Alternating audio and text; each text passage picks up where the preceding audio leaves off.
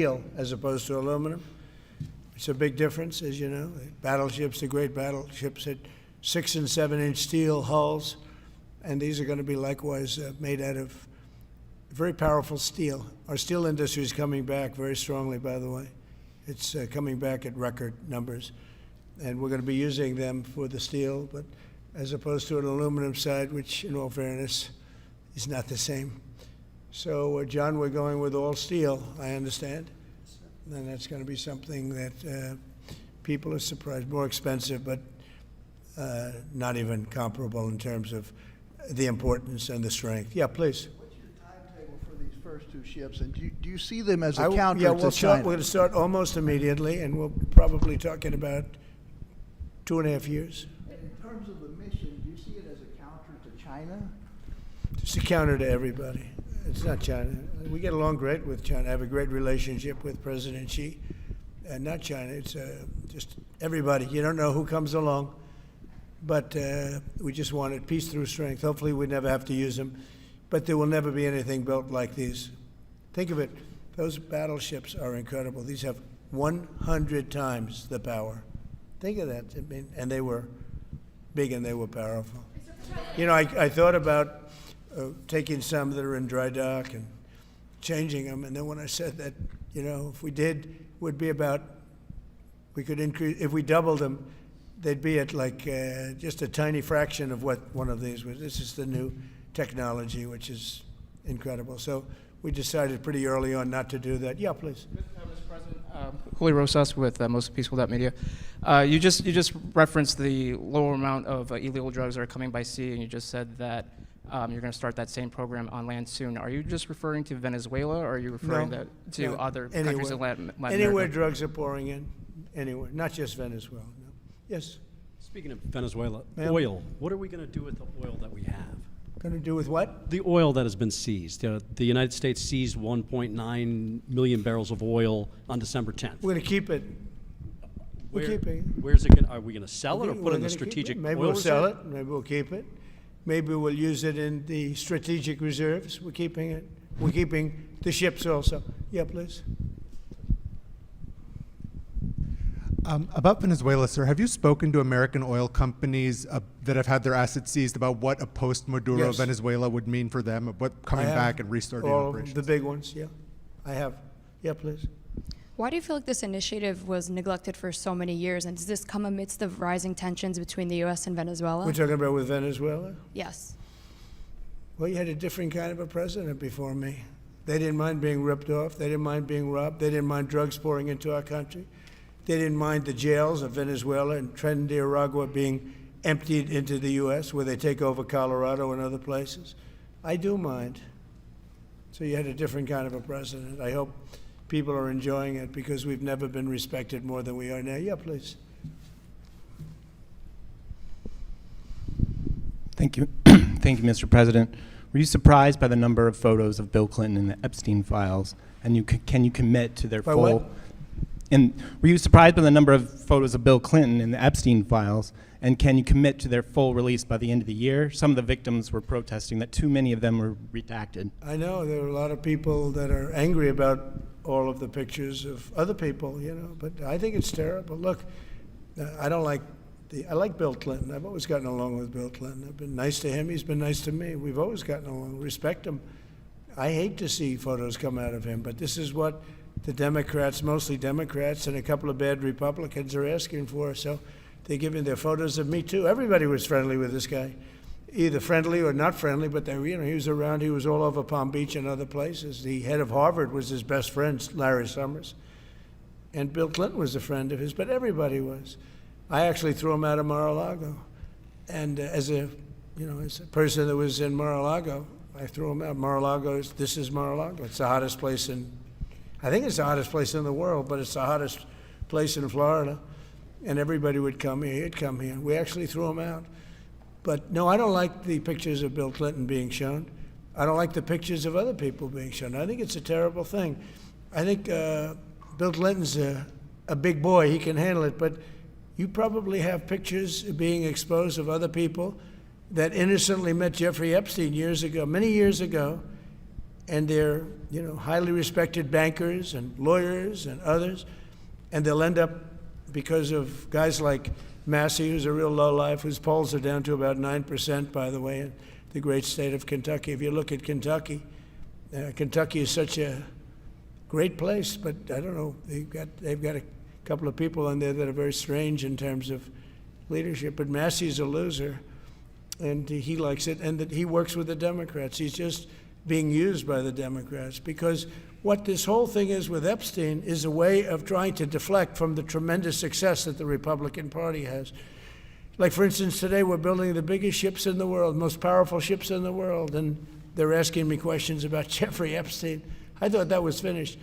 I believe they gave over 100,000 pages of documents, and there is tremendous backlash. It's an interesting question, because a lot of people are very angry that pictures are being released of other people that really had nothing to do with Epstein, but they're in a picture with him because he was at a party, and you ruin a reputation of somebody.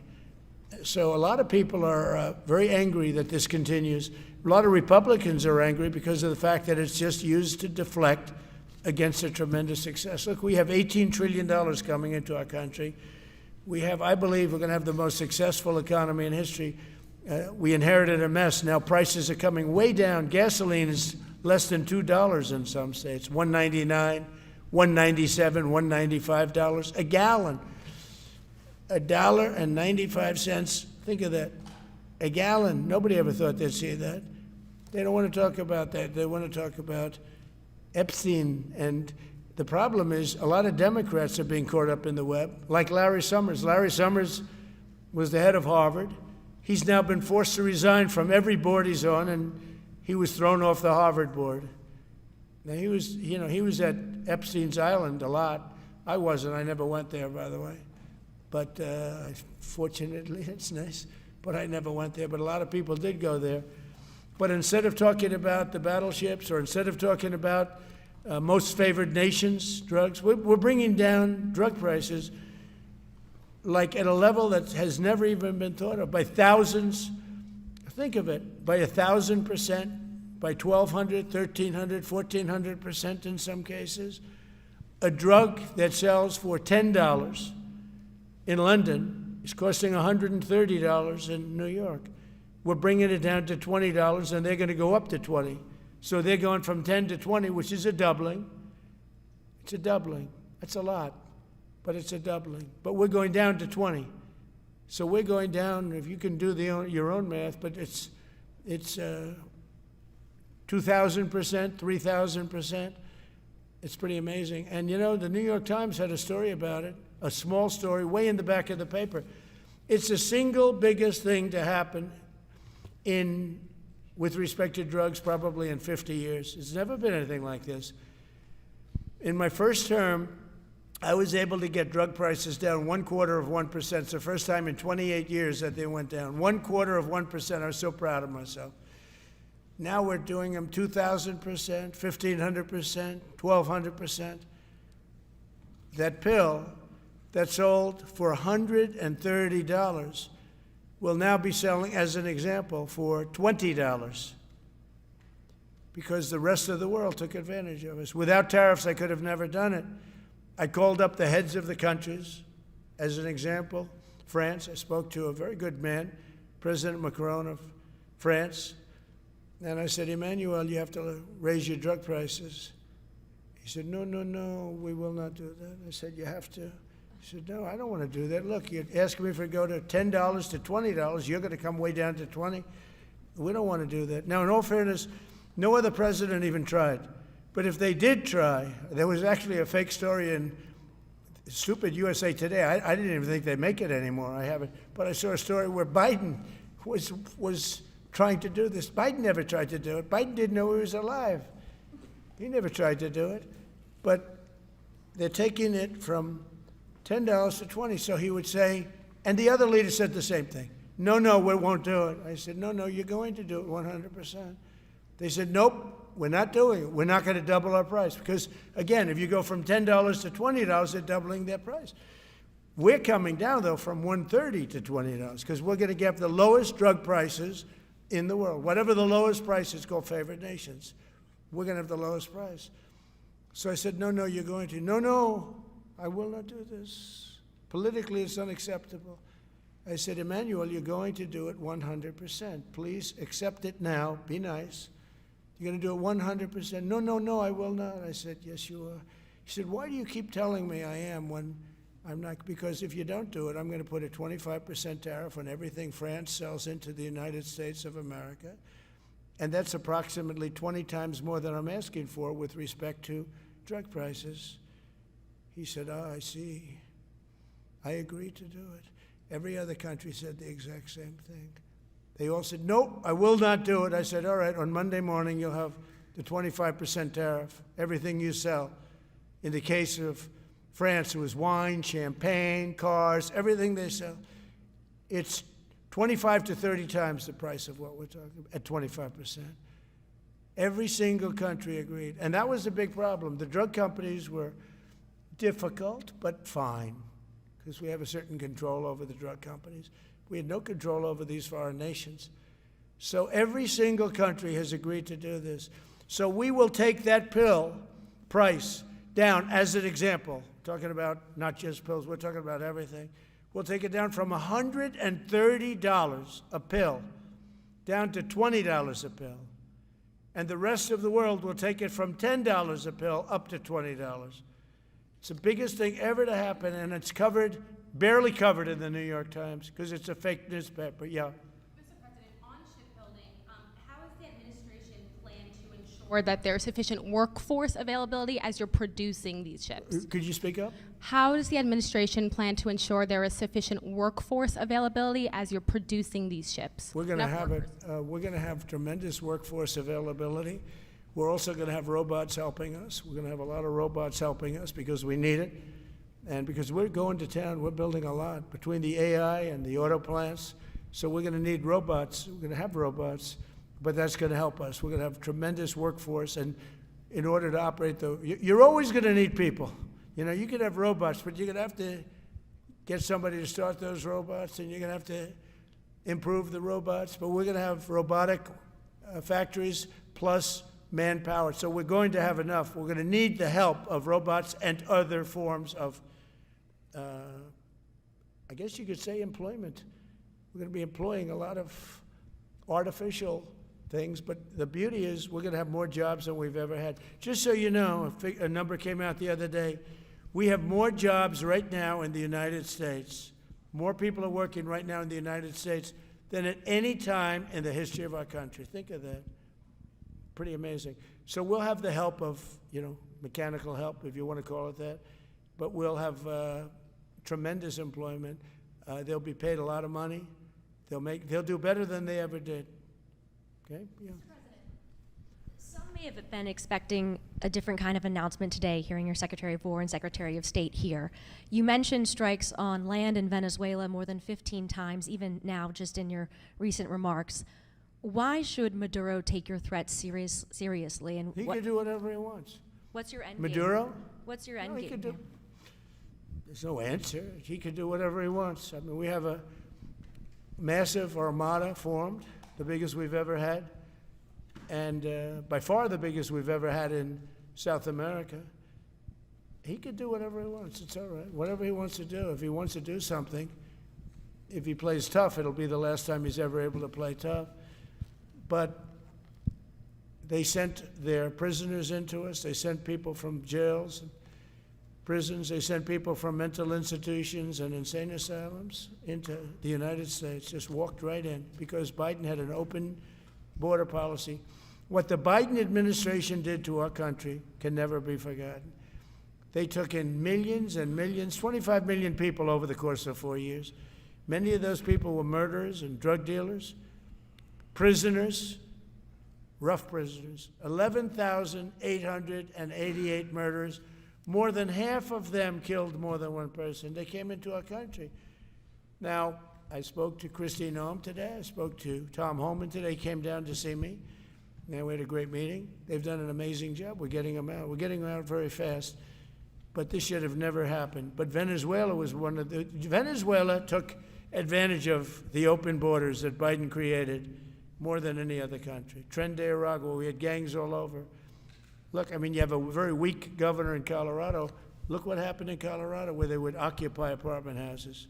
And he didn't want to do anything about it because he was scared. Any other questions? Yeah, go ahead, please. So in response to the United States taking sanctioned oil from Venezuela, Colombian President Gustavo Petro criticized the United States by saying, well, the Southwest is stolen land and that it should be returned to Latin America. I just wanted to know what your response to that Well, is. he has to watch because, you know, he's got drug factories. They make cocaine in Colombia. And he's no friend of the United States. He's very bad guy. And he's got to watch his ass because he makes cocaine and they send it into the United States of America from Colombia. We love the Colombian people. I love the Colombian people. They're great people, energetic, smart, great. But their new leader is a troublemaker. And he better watch it. You better close up those cocaine factories. They have at least 3 major cocaine factories. We know where they are. He better close them up fast, yeah. And by the way, it's made and sold into the United States. Comes through Mexico. Thank you, sir. You've named Governor Landry to be new special envoy to Greenland. Yeah. How do you, what do you see that role entailing, and is it still your intention that Well, he Greenland called become me, part and of the you know, U.S.? he viewed Louisiana, the Louisiana Purchase. He said, "I'm governor of Louisiana," and he said, "I would love." I didn't call him; he called me. He's very proactive. He's a great guy. He's a deal guy. He's a deal maker type guy. And we need it for national protection. We need Greenland for national protection. They have a very small population. And I don't know, they say Denmark, but Denmark has spent no money. They have no military protection. If they say that Denmark was there 300 years ago or something with a boat, well, we were there with boats too, I'm sure. So we'll have to work it all out. But he felt very strongly, we need it for we need Greenland for national security. Not for minerals. We have so many sites for minerals and oil and everything. We have more oil than any other country in the world. We need Greenland for national security. And if you take a look at Greenland, you look up and down the coast, you have Russian and Chinese ships all over the place. We need it for national security. We have to have it. And he wanted to lead the charge. So we're making him, Marco, today, a special envoy to Greenland. Greenland's a big deal. Yeah. On the talks that took place this past weekend, and could a trilateral discussion of sort be the next step for Ukrainian, U.S., and Russian delegations? So the talks on Ukraine, Russia are going along. They lost, as you know, 27,000 soldiers last month, mostly soldiers, some people in Kiev, etc., but mostly soldiers. And the talks are going along. And I say that, you know, there's tremendous hatred between these two leaders, between President Putin, President Zelensky, tremendous hatred. And I hope we can get it done. We are talking. Talks are going okay. But, you know, I've solved 8 wars. And Thailand is starting to ship up. You know, they started with Cambodia. They started up again. But I think, Marco, we have that in pretty good shape to have that stopped. So we stopped 8 wars. And I thought this would be in the middle of the pack. But maybe easy, but in the middle of the pack. But there's a lot of hatred between those two people. And when there's hatred, there's, you know. But we stopped one war 38 years, one war 35 years, one war was going on for 32 years. And we stopped, think of it, we stopped a potential nuclear war between Pakistan and India. And the head of Pakistan, highly respected general, he's a field marshal. And also the Prime Minister of Pakistan said, President Trump saved 10 million lives, maybe more, by getting that war. You know, 8 planes were shot down. That war was starting to rage. And he actually said the other day that President Trump saved 10 million lives, maybe more. So we solved all these wars. The only one I haven't solved yet is Russia, Ukraine. Are you still pushing for the Christmas Day deadline with Russia and Ukraine? And have you spoken with Putin or Zelensky or plan to push the deal? I'll do whatever I have to do. I mean, I'd like to see it stopped. Look, we don't lose any money on that war anymore. You know, Biden gave $350 billion, and who knows what happened to it. We now sell missiles, planes, all of the best military equipment. We sell it to NATO. We got NATO to go from 2% GDP to 5%. Nobody believed that to this day. Nobody's going to write that, but nobody believed it. And they take that money and they pay it to the United States for weapons. So we sell weapons to NATO. We sell full price. We sell weapons to NATO, and NATO takes those weapons and probably distributes them, but gives a lot of them to Ukraine. So we don't lose any money like we did with Biden. He was spending money like a fool. He was a fool. What he did to our country is so horrible. But he gave it $350 billion between cash, gave a lot of cash, $350 between cash and weapons. You remember at the beginning of that whole thing, I gave them javelins. Javelins are the anti-tank busters. And President Obama at the time gave them sheets. I gave them javelins. They gave them sheets. But you know, the bottom line, it's time for, I think they're all tired of that war. Everyone's tired of that war. It's got to stop. Yeah, please. The U.S. was in active pursuit of a sanctioned oil tanker yesterday. Are you able to share what became of that tanker? Was the U.S. able to seize it? No, it's moving along, and we'll end up getting it. Yeah, we're actually pursuing it. Can you imagine? Because it came from the wrong location. It came out of Venezuela, and it was sanctioned. Yeah, please. Ultimate goal in Venezuela to force Maduro from power. Well, I think it probably would. I can't tell that. That's up to him, what he wants to do. I think it would be smart for him to do that. But again, we're going to find out. Look, Venezuela did terrible things to the United States. They sent hundreds of thousands of people, millions of people, into our open border. They sent their criminals, they sent their prisoners, they sent their drug dealers, they sent their mentally insane and incompetent people into our country more than any other country. Others did too. The Congo did. Others did too. And we just let them come right in because we were run by a stupid president. But you don't have a stupid president anymore. Mr. President, have you set up the meeting with the healthcare insurers just yet? And what are you hoping to get? How I'll are be you setting hoping it to up. lower I think we're costs? going to meet with healthcare, the healthcare insurers, the insurance companies. So what I'm asking for in healthcare is very simple. Obamacare is a disaster. I call it the Unaffordable Care Act. Unaffordable as opposed to, it's unaffordable. They're going to have a tremendous increase in premiums, which is Obamacare, which is them, the Democrats' fault. They'll try and blame Republicans. It has nothing to do with us. It's the Democrats' fault. What I want to do is we spend hundreds of billions of dollars a year that go to insurance companies. I want that money to go to the people and let the people buy their own health care. And everybody loves it. It's become our issue. Now, before I do that, I'll meet with the insurance companies, just as I met with the drug companies. As you know, we're meeting with 4 other drug companies, Johnson & Johnson. But they've all agreed. We're meeting with them this week. It's coming up. It'll be a similar meeting. They've all agreed. But nobody would have thought the drug companies were going to do what they did. Were they giving away free drugs? They've been so great, okay?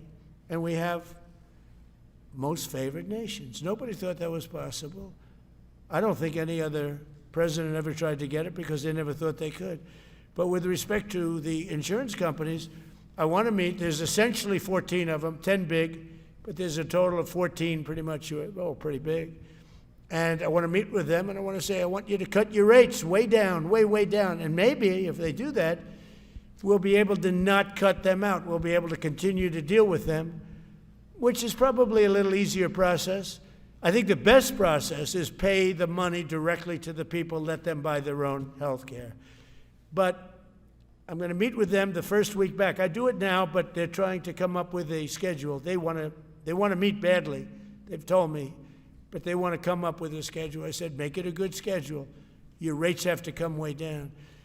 We're also going to meet with other insurance companies because under Biden, the insurance rates have gone through the roof. Auto insurance, home insurance. I mean, insurance companies are making far more than they're entitled to make. So we're going to be doing that. But just in the meantime, we'll be meeting with the insurance companies in the first week, the first few days back in Washington, because they're trying to come up with a proposal that will satisfy me. Thank you very much, everybody. Appreciate it. I hope you're going to enjoy the battleships. They're going to be beautiful. Thank you. And have a great Christmas if I don't speak to you. Thank you very much. Thank you very much.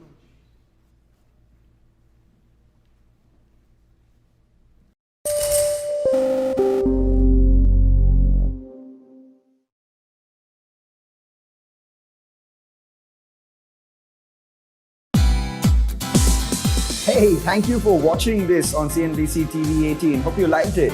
For more such interesting news and updates, follow CNBC TV 18 on all the social media platforms.